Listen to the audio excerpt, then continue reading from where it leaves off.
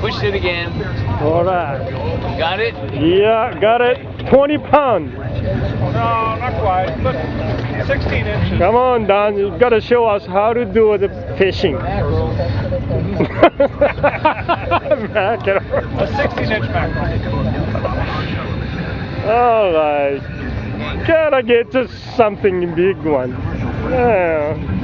You know, I don't get up in the 5 in the morning so often. All right, there it is. Oh yeah, sideways. He's stuck. We're gonna have to get a net. Well, you poked the eyeball out? No, it's on the gill plate. He's just not hooked very well. On the gill. Whoa! Yeah, don't go for a swim. No swimming.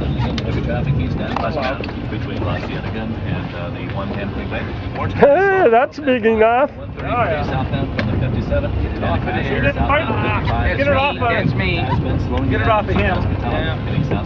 So I caught a 200-pounder just now. Yeah, Almost. that's good. Good fish. Good looking fish, Don. All right. Did you everybody see that? Everybody do the same thing. 18 inches. 18 inches. Okay. All right.